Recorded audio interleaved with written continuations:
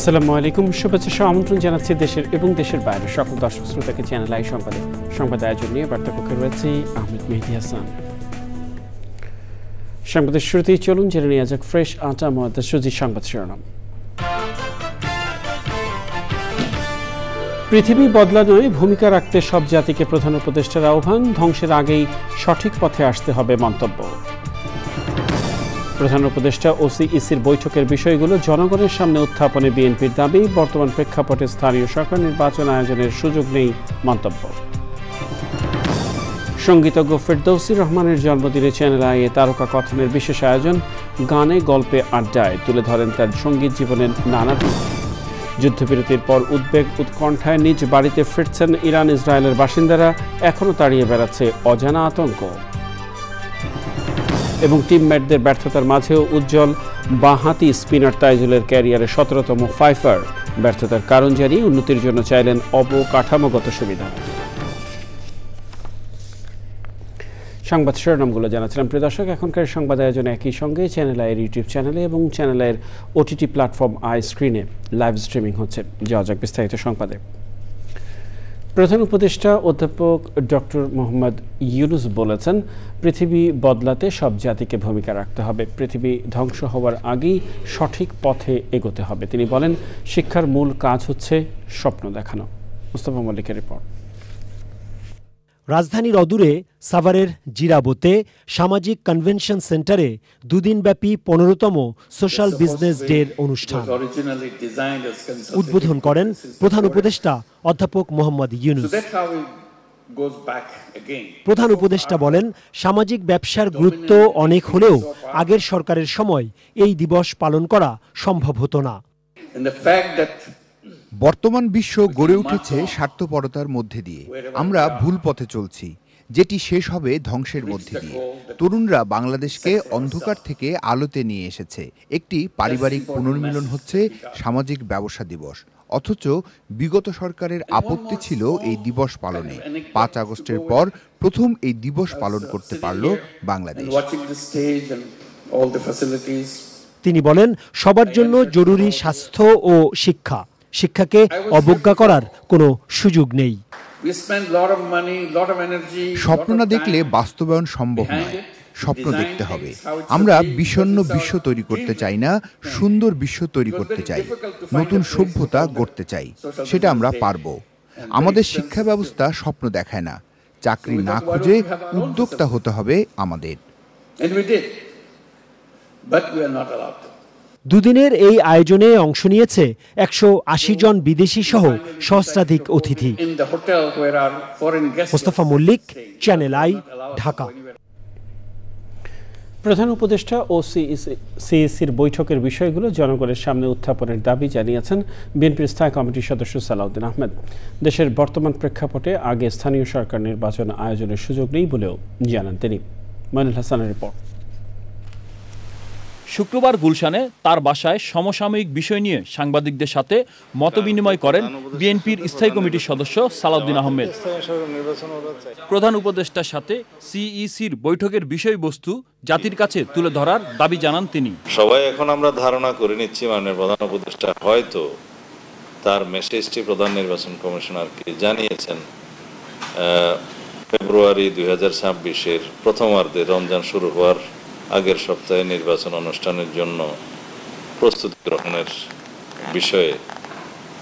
এটা আমাদের ধারণা, আমরা জানি না সত্যি সত্যি এটা কমিউনিকেট করেছেন কিনা, এই পরামর্শ দিয়েছেন কিনা বা ইনস্ট্রাকশন দিয়েছেন কিনা। যদি উভয় পক্ষ থেকে বিষয়টি পরিষ্কার করা হয় জাতির সামনে, তাহলে আমরা আশ্বস্ত হব। জাতীয় নির্বাচন সংক্রান্ত সব প্রস্তুতি সেপ্টেম্বরের মধ্যে শেষ করা সম্ভব বলেও জানান তিনি। বলেন, জামায়াত ইসলামী স্থানীয় নির্বাচন আগে চাইলেও বেশিরভাগ দলই জাতীয় নির্বাচন আগে চায়। আমরা জাতীয় সংসদের নির্বাচনের জন্যই এতদিন সংগ্রাম করেছি, ভোটাধিকার প্রয়োগের জন্য এতদিন সংগ্রাম করেছি। আমরা তত্ত্বাবধায়ক সরকারের অধীনে একটি সুষ্ঠু নিরপেক্ষ অবাধ নির্বাচনের জন্য সংগ্রাম করেছি। স্থানীয় সরকার নির্বাচনের জন্য আমরা কোনো অভ্যুত্থান করি নাই। তো জাতির আকাঙ্ক্ষা অনুযায়ী, প্রত্যাশা অনুযায়ী একটি সুষ্ঠু অবাধ ও নিরপেক্ষ জাতীয় সংসদ নির্বাচন অনুষ্ঠান করাই এখন নির্বাচন কমিশনের প্রধান কাজ এবং মাননীয় প্রধান উপদেষ্টার এই সরকারের প্রধান কাজ। অন্তর্বর্তী সরকার নির্বাচনে নিরপেক্ষ ভূমিকা পালন করবে বলে আশা প্রকাশ করেন তিনি। Monirul Hasan, channel i, Dhaka. প্রহসন ও পাতানো নির্বাচনের মাধ্যমে জনগণকে ভোটাধিকার থেকে বঞ্চিত করার অভিযোগে রাজধানীর শেরেবাংলা নগর থানার মামলায় সাবেক প্রধান নির্বাচন কমিশনার KM নুরুল হুদাকে দ্বিতীয় দফায় 4 দিনের রিমান্ডে দেওয়া হয়েছে। ঢাকা চিফ মেট্রোপলিটন ম্যাজিস্ট্রেট আদালতের বিচারক আওলাদ হোসেন মোহাম্মদ জুনায়েদ শুক্রবার এই আদেশ দেন। শহীদুল্লাহ রাজুর রিপোর্ট।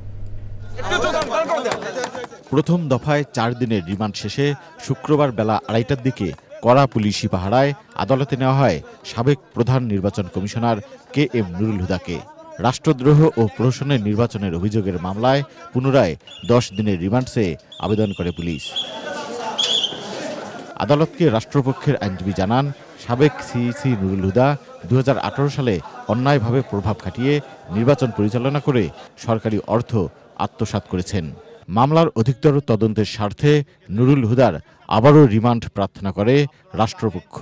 দিনের ভোট রাতে করেছেন, তার সঙ্গে তার কারা কারা জড়িত এবং সরকারের সঙ্গে তার কি ধরনের সমঝোতা এবং কিভাবে তিনি অর্থগুলো ব্যয় করেছেন এবং ডিসি এসপি সহ সকল রিটার্নিং অফিসার, প্রিসাইডিং অফিসারের সঙ্গে এবং দাপ্তরিক কাজে কারা জড়িত ছিল, সচিব সহ বিভিন্ন নির্বাচন কমিশনের আরও যে বিষয়গুলো এখানে জড়িত আছে সেই জন্য তাকে আরও জিজ্ঞাসাবাদ করার প্রয়োজন। রিমান্ডের বিরোধিতা ও জামিন চেয়ে আদালতে আসামিপক্ষের আইনজীবীরা দাবি করেন, মামলায় রাষ্ট্রদ্রোহ সহ নতুন করে 3টি ধারা যুক্ত করা আইনসম্মত হয়নি। যে ধারাগুলো দিয়ে প্রথমে মামলা শুরু হয়েছিল সকল ধারাগুলো কিন্তু জামিনযোগ্য ধারা ছিল।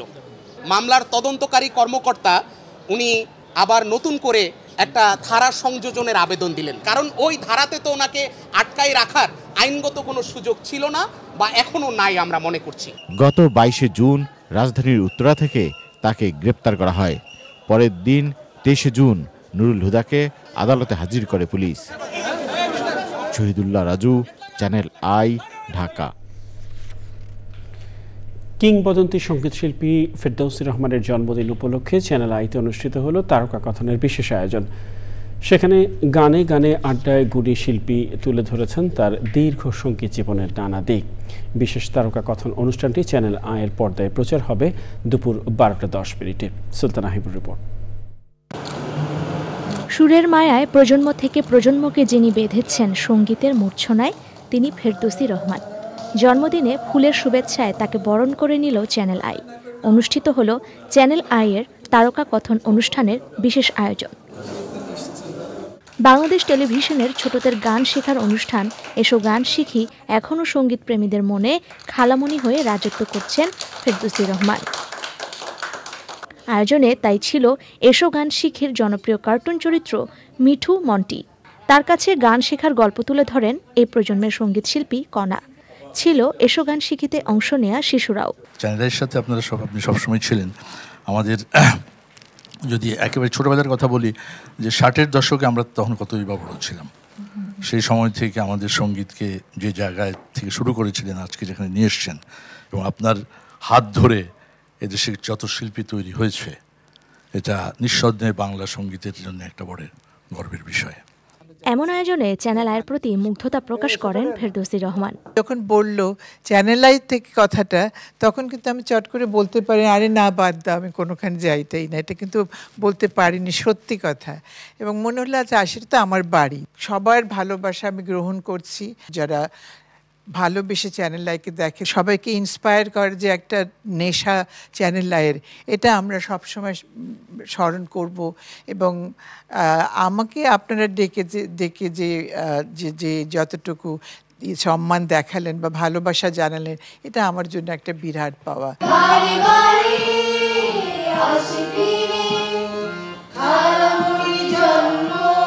নিজ গুণ ও কর্মে ফেরদৌসী রহমান বেঁচে থাকবেন প্রজন্ম থেকে প্রজন্মে। এমনটাই প্রত্যাশা আয়োজকদের। Sultana Himu, channel i, Dhaka. বাংলাদেশের কৃষি ও খাদ্য খাতে দীর্ঘদিনের অবদানের স্বীকৃতি হিসেবে জাতিসংঘের খাদ্য পুরস্কার পাচ্ছেন দেশের শীর্ষস্থানীয় কৃষি উদ্যোক্তা আব্দুল আউল মিন্টু। যুক্তরাষ্ট্র ভিত্তিক ওয়ার্ল্ড ফুড প্রাইজ ফাউন্ডেশন 2025 সালের জন্য পুরস্কৃত করেছে তাকে। প্রতিষ্ঠানটি গত মঙ্গলবার রাতে এক ঘোষণায় 27 দেশের 39 জনকে টপ এগ্রি ফুড পায়োনিয়ার হিসেবে মনোনীত করে। সেই তালিকায় আছেন লাল তীর সিডস লিমিটেডের চেয়ারম্যান ও এমডি আব্দুল আউল মিন্টু।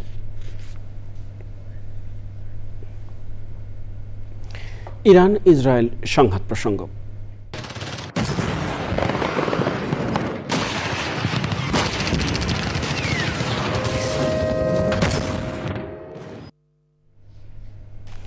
প্রাণঘাতী সংঘাতের পর স্বাভাবিক জীবনে ফিরতে শুরু করেছে ইরান ও ইসরায়েলের বাসিন্দারা। তেহরানের বাসিন্দারা বলেছেন গত 12 দিন ছিল তাদের কাছে ইরান ইরাক যুদ্ধের চেয়েও ভয়ঙ্কর। দুই পক্ষই হামলা থামালেও ইরানের নাগরিকরা বলেছেন যুদ্ধ শেষ হয়ে গেছে, এমনটি তারা বিশ্বাস করতে চান না। আর ইসরায়েল বলছে সুযোগের অভাবে ইরানের আয়াতুল্লাহ আলী খামেনিকে নিয়ে তেল আবিবের পরিকল্পনা বাস্তবায়ন হয়নি। লুৎফর রহমান সোহাগের রিপোর্ট। 12 দিনের যুদ্ধের ক্ষত ছড়িয়ে ছিটিয়ে আছে ইসরায়েল আর ইরানের বিভিন্ন শহরে। এরই মাঝে প্রাণ বাঁচাতে শহর ছেড়ে যাওয়া মানুষ ফিরছে নিজেদের ঠিকানায়। ইরানের রাজধানী তেহরানে বেড়েছে গাড়ি চলাচল, খুলছে দোকানপাট। রাজধানীতে মানুষ ফিরতে শুরু করলেও তাদের তাড়া করছে ভয়, উদ্বেগ। তেহরানের বাসিন্দাদের আশঙ্কা ইরান আবার ইসরায়েলি হামলার শিকার হতে পারে। এদিকে ইসরায়েলের গোয়েন্দা সংস্থা মুসাদের হয়ে কাজ করার অভিযোগে ইরানে চলছে ব্যাপক ধরপাকড়, যাদের মধ্যে অন্তত 700 জনই ইহুদি। ফাঁসি দেওয়া হয়েছে কমপক্ষে 6 জনকে। তবে সমালোচকরা বলছেন বিরোধী মতকে চাপে ফেলতেই এই অভিযান চালাচ্ছে তেহরান। ইসরায়েলের প্রতিরক্ষামন্ত্রী দাবি করেছেন তেল আবিব ইরানের সর্বোচ্চ ধর্মীয় নেতা আয়াতুল্লাহ আলী খামেনিকে হত্যার চেষ্টা চালালেও সুযোগ পায়নি। লুৎফর রহমান সোহাগ, চ্যানেল আই।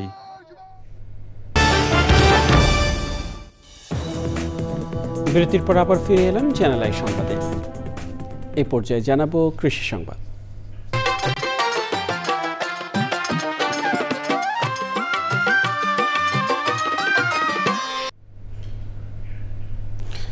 পাহাড়ের মানুষের ভাগ্য বদলের স্বপ্ন দেখিয়েছে আম চাষ। এক সময়ের জুম নির্ভর পাহাড় এখন হয়ে উঠেছে আমের রাজ্য।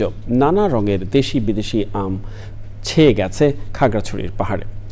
অর্থনৈতিকভাবে স্বাবলম্বী হয়ে উঠেছেন অনেক পাহাড়ি বাঙালি কৃষক। এবছর জেলায় প্রায় 50,000 টন আম উৎপাদনের আশা করছে কৃষি বিভাগ।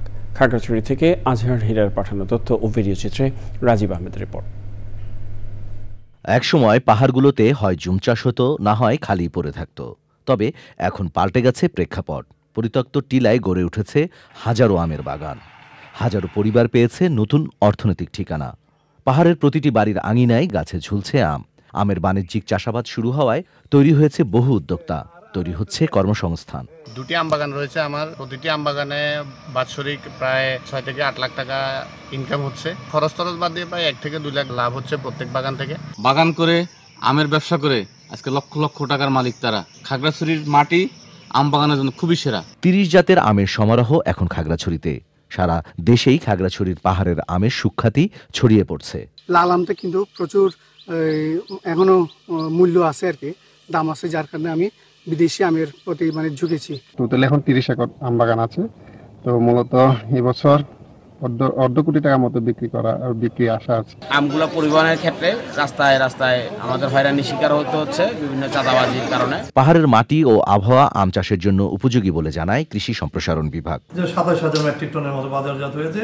এর মধ্যে বেশিরভাগই রাঙ্গুয়াই, আম্রপালি এবং আমাদের ব্যানানা ম্যাঙ্গো। পুরোটা হারভেস্ট হলে আমাদের লক্ষ্যমাত্রা অর্জিত হবে আমরা আশা করছি। কৃষি বিভাগের তথ্য মতে জেলার 4,421 হেক্টর জমিতে ছোট বড় মিলিয়ে 10 থেকে 11,000 কৃষকের আম বাগান রয়েছে। সরকারি পৃষ্ঠপোষকতা পেলে এই খাতটি বড় ধরনের কৃষি শিল্পে রূপ নিতে পারে বলে মনে করেন আম চাষ ও ব্যবসার সাথে জড়িতরা। Rajib Ahmed, channel i. দেখবেন প্রকৃতি সংবাদ।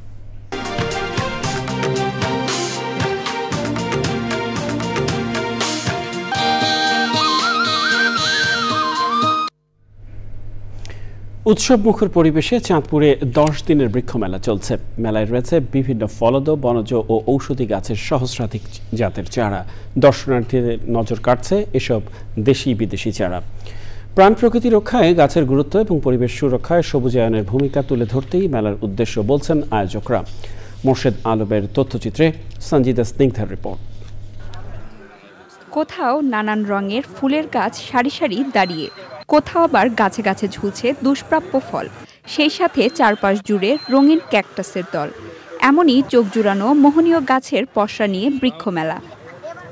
পছন্দের গাছ কিনতে মেলায় শিক্ষার্থী সহ সাধারণ মানুষের উচ্ছ্বাস। এখানে মোটামুটি দাম অন্য জায়গা থেকে কম। কয়েকটা কিনছি, আবার কয়েকটা বাকি আছে। মালটা, কমলা, জাম্বুরা, লিচু, বেল, ঔষধি গাছ, আনকমন গাছগুলো যেগুলো, এগুলো আমরা মানুষের মাঝে তুলে ধরতে পারি, এর জন্য আর কি বৃক্ষ মেলাটা দেওয়া হয়েছে। কট বেল আছে, জাতি বেল আছে, বিভিন্ন ধরনের ভিয়েতনাম মালটা, বিভিন্ন আপনার কমলা এবং বিভিন্ন ধরনের ফল ফলাদি গাছ আমরা সংগ্রহ করে থাকি। পরিবেশ সুরক্ষায় গাছের গুরুত্ব সম্পর্কে সচেতনতা তৈরিতেই এই আয়োজন। সব ধরনের চারা এখানে এই 7 দিন ব্যাপী থাকবে।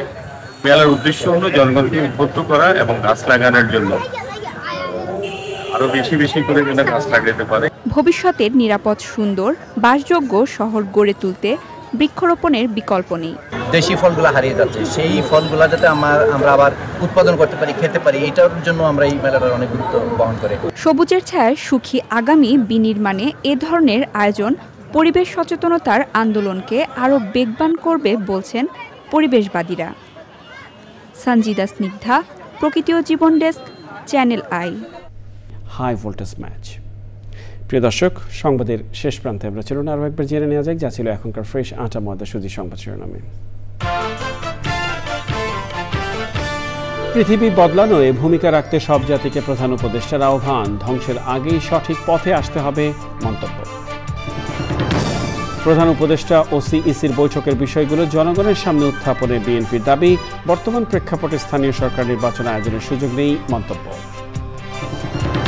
সঙ্গীতজ্ঞ ফেরদৌসী রহমানের জন্মদিনে চ্যানেল আয়ে তারকা কথনের বিশেষ আয়োজন। গানে গল্পে আড্ডায় তুলে ধরেন তার সঙ্গীত জীবনের নানা দিক। যুদ্ধবিরতির পর উদ্বেগ উৎকণ্ঠায় নিজ বাড়িতে ফিরছেন ইরান ইসরায়েলের বাসিন্দারা। এখনও তাড়িয়ে বেড়াচ্ছে অজানা আতঙ্ক। এবং টিমমেটদের ব্যর্থতার মাঝেও উজ্জ্বল বাঁহাতি স্পিনার তাইজুলের ক্যারিয়ারের 17তম ফাইফার। ব্যর্থতার কারণ জানিয়ে উন্নতির জন্য চাইলেন অবকাঠামোগত সুবিধা।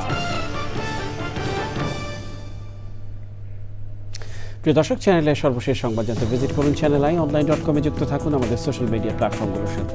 এর সাথে শেষ করছি এখনকার সংবাদ আয়োজন। সংবাদে এতক্ষণ আমাদের সাথে থাকার জন্য সংবাদ টিভির সবার পক্ষ থেকে আপনাদের আবার শুভেচ্ছা।